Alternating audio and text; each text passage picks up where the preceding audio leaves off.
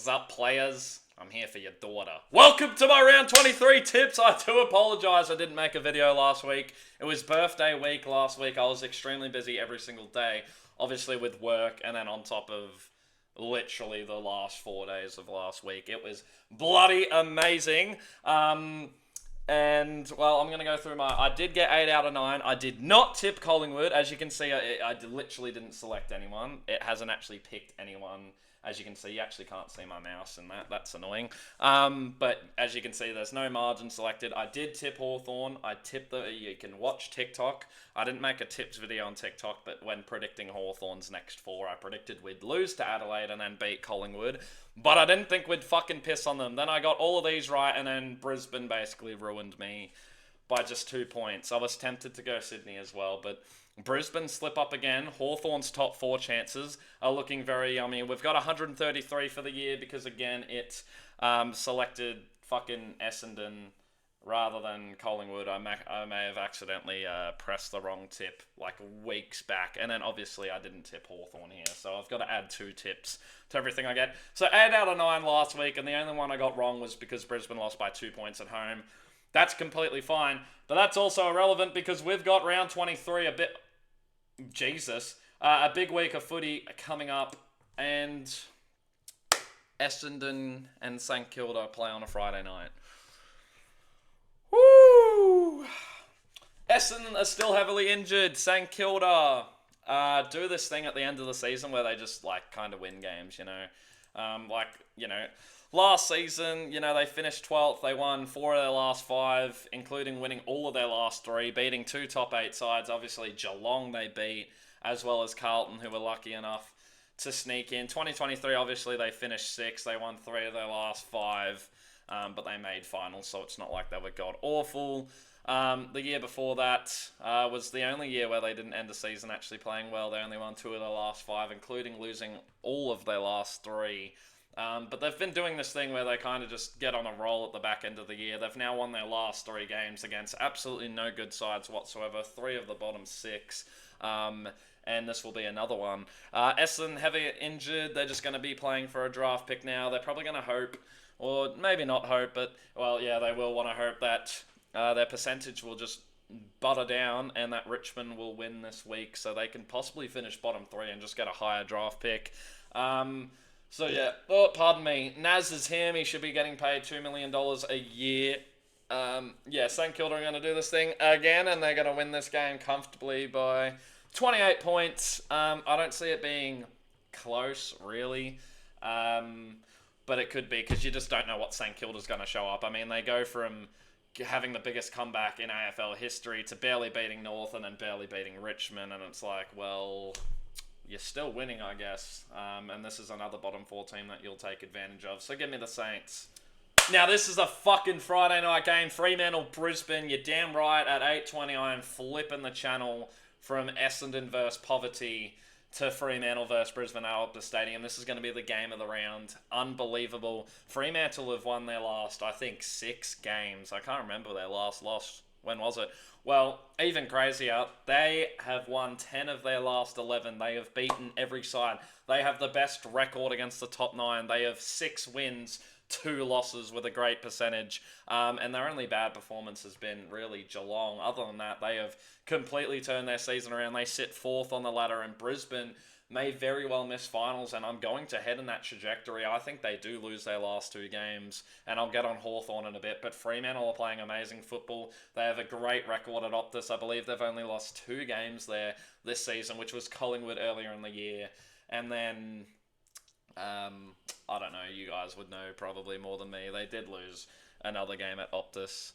I'm almost certain of it. Actually, you know what, I'll even go fact check that right now because I can actually select the stadium. They did lose to someone, and I really want to know who they lost to. Sydney at the start of the year, that's right, when they started 0-2 after getting smacked by Geelong, and it was only by 3 points. So, other than that, they've beaten all the top sides. They've beaten the Dogs, beaten the Crows, they've beaten Collingwood at the MCG, despite losing the first time around. They've beaten the Hawks, and now it's time for them to beat Brisbane. I think they will most definitely do that.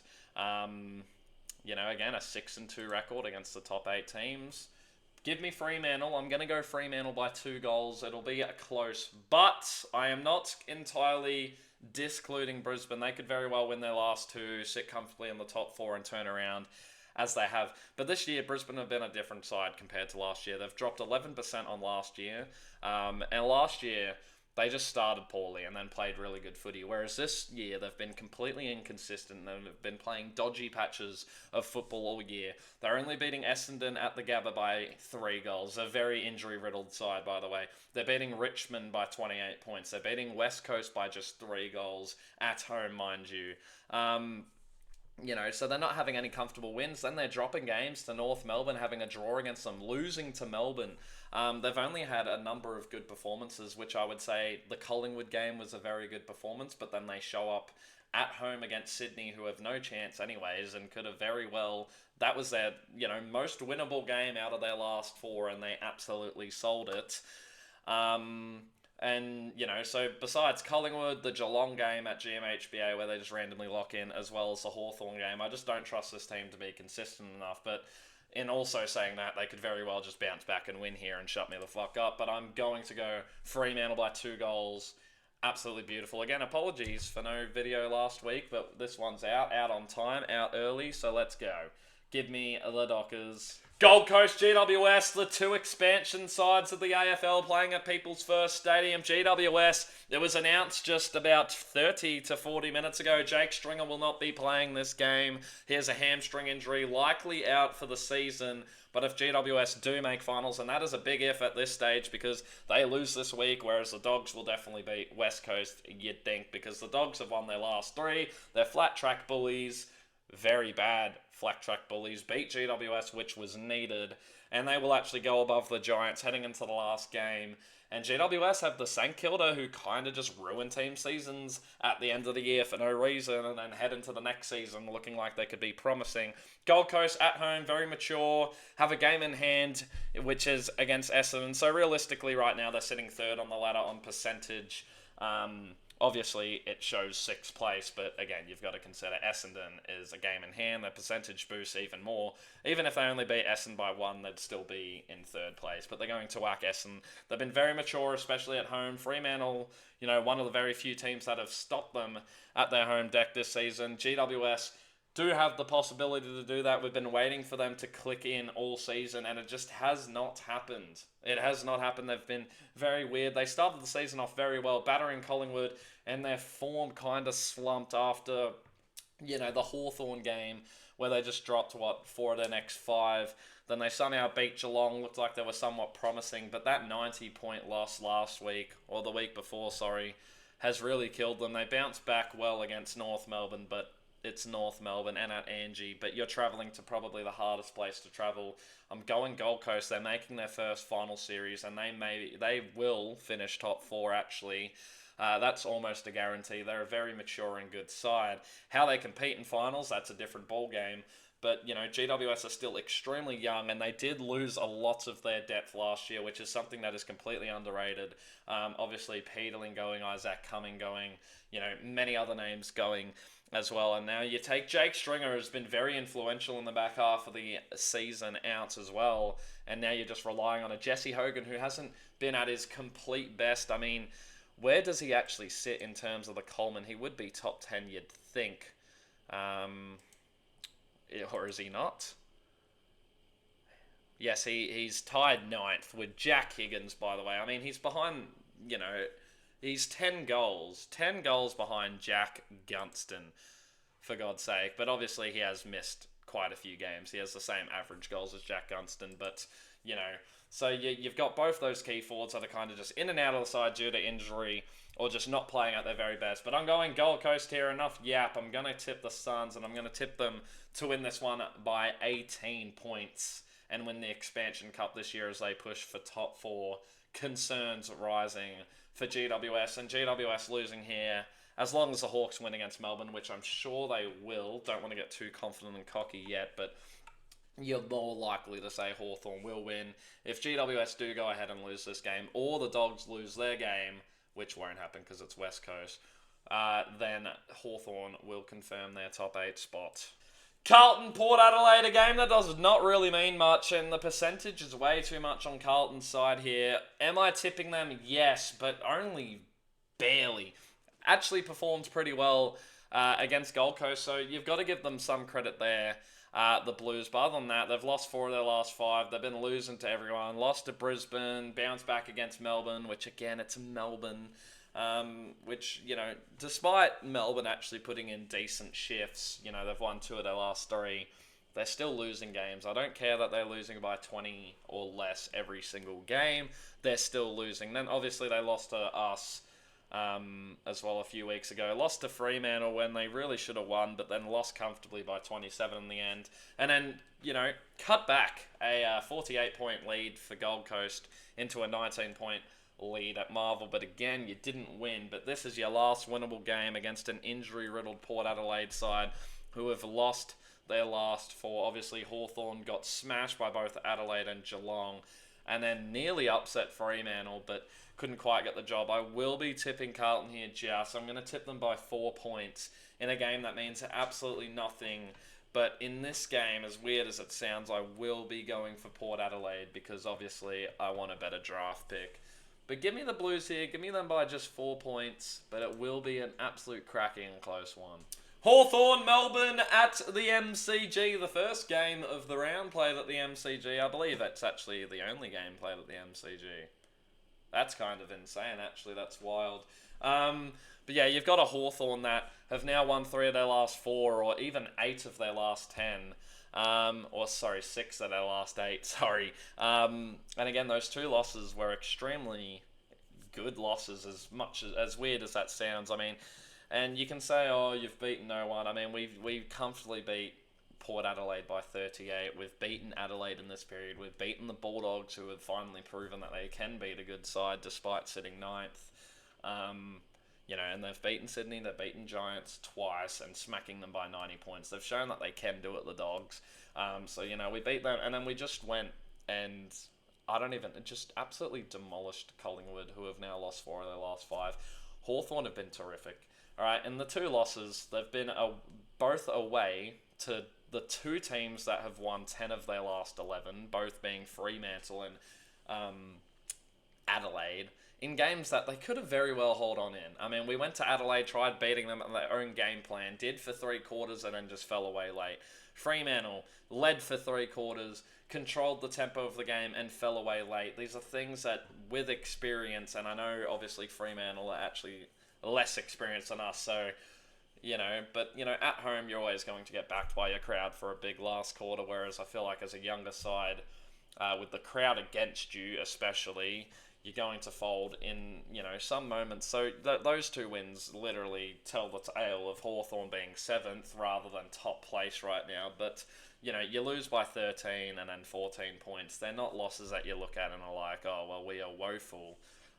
Because there's a lot of good to take out of that game. But then last week, how the fuck did we do that? That is the best game we've played all year. That is the first bit of hockball that you've seen properly all year, where we've just dismantled the team and we're saving that for the very best time. If we can show that this week and then even next week, you could head into finals looking very good and being an absolute chance, because again, this is the closest final series you will ever see.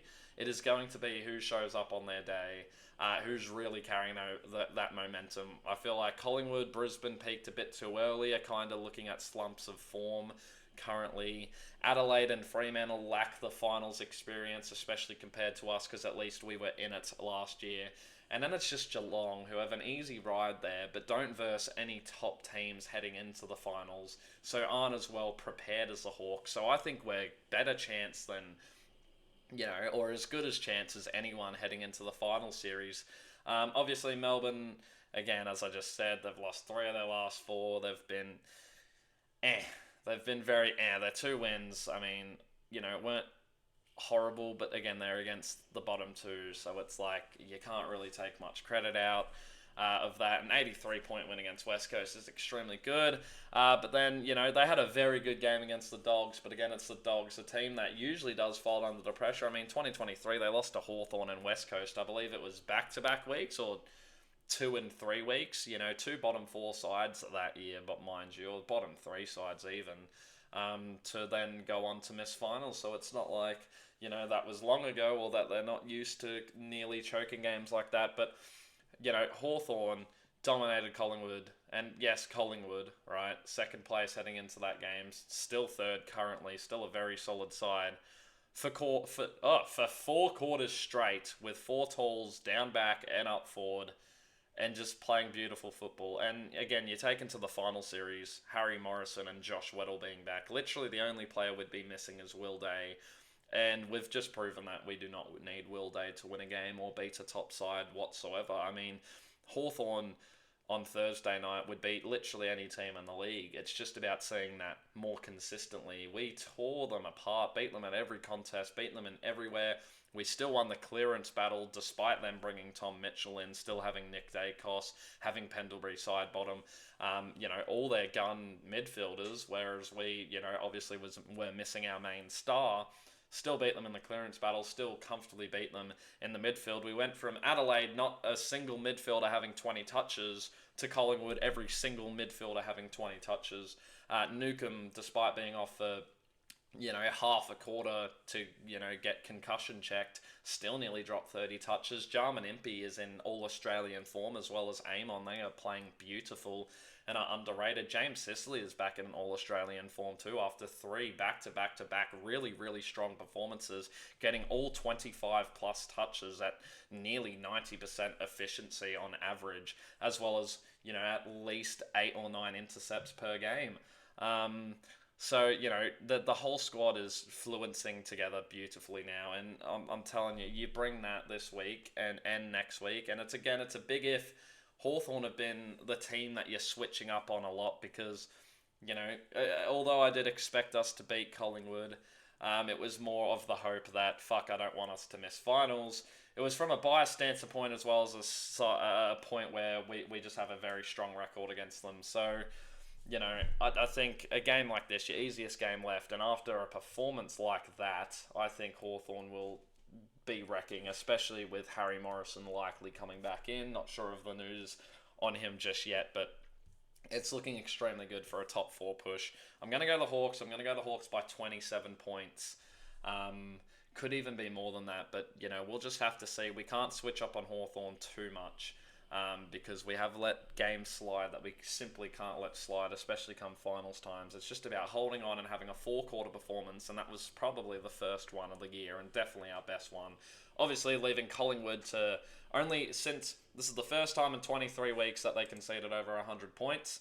It was their lowest score of the season and their biggest loss of the season, so it's still something that you can look at despite their poor dip in form. Holy, I just yapped, but we're on to another banger game. We have a lot of banger games this round. Adelaide, Collingwood. I'm with the tippers on this one. I'm going to go Adelaide. I just can't see Collingwood, despite their extremely good record, bouncing back from this slump. They peaked too early and now they are struggling. Their defense right now, oosh. They tried bringing in another tool to stop Hawthorn's 4 forwards, and now you're going to be versing the kings of 4 tall forwards if they do bring Taylor Walker back into the side, which I'd imagine they would for their last home game of the season, because I believe who they play in the last game, I believe it's away, and I think it's North Melbourne or something like that. They've got a very easy game. They're basically guaranteed first. Collingwood, not only your top 4 chances slipping, but possibly even your top 8 chances, which is crazy to say considering you're tied second on points. But give me Adelaide by 2 goals. It's going to be a banging game. I feel like Collingwood will show up, but I could also see a world where Adelaide just demolish them. But they also had a decently performance against West Coast, but all that mattered last week was getting the job done. And, well, they did that, to be fair, but they're back at home where they're comfortable. And Collingwood defence is struggling at the moment, whereas Adelaide's forward line is obviously the best in the league. North Melbourne, Richmond, the Battle of the Spoon 2.0. I really want to go Richmond here. I feel like they could do it. I really do feel like they could do it. They've won 2 of their last 5. Obviously, they've lost their last 3. They had cheeky wins against 2 bottom sides. And since then, they've had a decent performance against Collingwood, got slapped by Gold Coast, and then showed up decently against St Kilda. Whereas North Melbourne have lost their last several. But you know, being slapped in most of them. But at Ninja Stadium in Tassie, North Melbourne have to win this game. You cannot have a rebuild period 5 times as long as Richmond and be finishing worse than them and losing to them already. I'm going to go North Melbourne by literally 1 point. But I can see every world where Richmond win this game. And I nearly do want to tip them because they've been... Imagine them going nearly above Essendon. Or if they win by enough and Essendon lose by enough. Going above Essendon would be massive. Imagine them finishing 15th in their first rebuild season. Gaining 6 wins when being told they probably wouldn't even win one. Absolute scenes. It's going to be not a good game, but it'll be a close game, I would imagine. But I feel like North Melbourne just have a bit more maturity and a bit more experience, despite obviously what the ladder is showing with Richmond above them. I'm just going to go North Melbourne. They have to win this game, especially at their home ground, or what is more their home ground than any other sides in the league. Sydney Geelong. Now, this game I would have said 3 weeks ago Geelong are easily winning, but this could be a very good game. Again, people are saying Jezza will get 100. I'm telling you right now, he will not. You include finals, I'm giving him 97 max. But you know, although Geelong didn't have the greatest performance against Essendon, they're still winning games. And again, they won the 2 weeks before that by both nearly 100 points, or 101 points, and then 88, whatever. So yeah, I'm definitely backing them in this. Their form is beautiful, and it's clear that they were just feeding Jezza, but they know they're in a serious game where it's like, all right, we cannot mess around here. We've actually got to win. And man, again, most are tipping Geelong, which I'm really surprised with.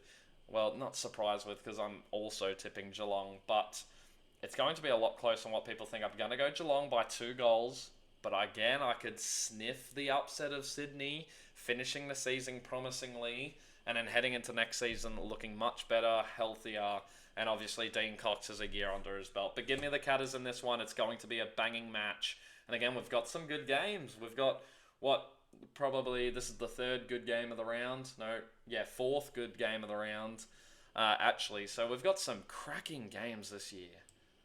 This round, sorry. But yeah, give me the Cats. Do it. Do it, doggies. Please. I even put 0.1% for West Coast to win this game. And as you can see, the red is extremely tiny.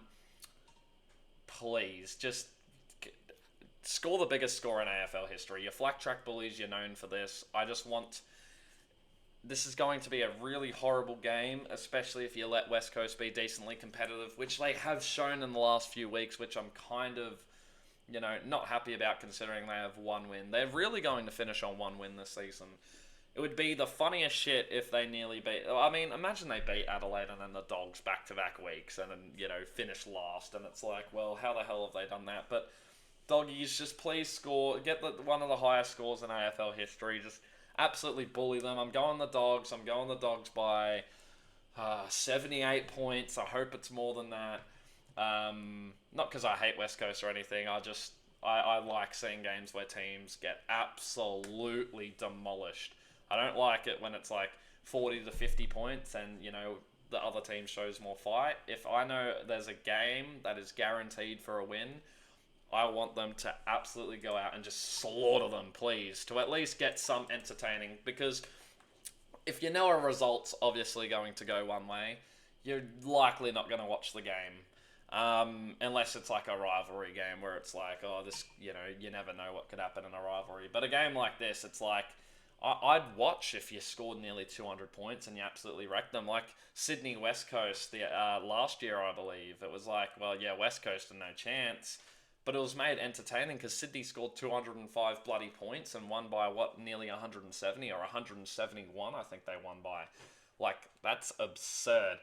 Anyway, those are my round 23 tips. Yapped a little bit too much. My 3 guarantees for the round are going to be the Hawks. Ooh, this is actually tough. I'm going to go... The Saints aren't a guarantee, I wouldn't say. I'm going to go Gold Coast, Hawthorn, and the Dogs as my 3 guarantees this round. So given this, Hawthorn will confirm their top 8 spot, and it will be a battle between Possibly Collingwood, Brisbane. Actually, no, Collingwood would confirm as well, actually, given percentage on GWS. So even if they do lose, so it'll be a battle with Brisbane, the Dogs, GWS by the looks, considering these results. Oh, but actually, no, sorry, I have Fremantle beating Brisbane, so no, it won't be. It'll just be Brisbane and GWS and the Dogs. Anyway, I'm going to shut up. Those are my round 23 tips. Let me know what you think. Apologies for no video last week. And, as always, up the Hawks. I mispointed. Up the Hawks.